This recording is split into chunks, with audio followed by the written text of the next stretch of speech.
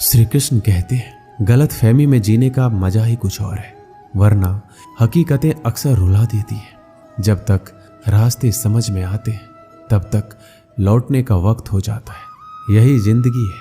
प्यार नहीं बिकता किसी के लिए, मगर इंसान बिक जाता है अपने मतलब के लिए। जब तक किसी अपने से धोखा ना मिले तब तक समझ नहीं आता कि जिंदगी क्या है। काश उस जाते हुए वक्त को रोक सकते, आपके साथ गुजरा हुआ हर समय जोड़ सकते। मुझे नफरत पसंद है, लेकिन दिखावे का अपनापन नहीं। शीशा कमजोर बहुत होता है, मगर सच दिखाने से घबराता नहीं है।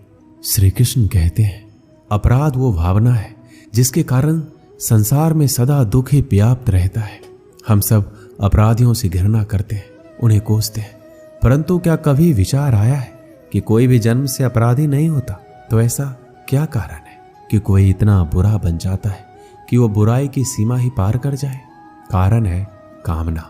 यदि कामना पर नियंत्रण ना रखा जाए, यदि कामना को पूर्ण करने के लिए परिश्रम ना किया जाए, तो वो तृष्णा में बदल जाती है, और तृष्णा लालच में, और लालच छल में, और छल करते ही मनुष्य अपराध की ओर अपना पग बढ़ा देता है। इसलिए ये अत्यंत आवश्यक है कि मन की कामनाओं पर नियंत्रण रहे। यदि मन पर नियंत्रण रहेगा तो अपराध पर स्वयं ही नियंत्रण हो जाएगा। हम सबका मन करता है कि हम जीवन में ऐसे शिखर पर पहुंचे जहां हमसे ऊपर कोई ना हो, जहां हमें कुछ करने की आवश्यकता ना पड़े। कुछ लोग इस शिखर पर पहुंच भी जाते, परंतु उनका मन सदा विचलित रहता है।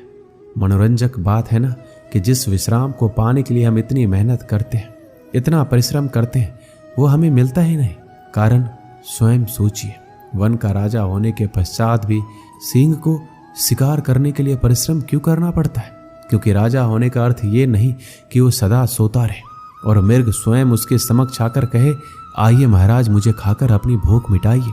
तो ये समझ लीजिए, कार्य आपके परिश्रम से संपन्न होते हैं, केवल कामना से नहीं। यदि आप नीचे हैं तो सदा स्मरण रखिए कि आपका परिश्रम ही आपको ऊंचाइयों पर ले जाएगा, और यदि आप ऊंचाई पर हैं तो वहां पर भी रहने के लिए आपको निरंतर परिश्रम करते रहना होगा। अर्थात परिश्रम से मुक्ति नहीं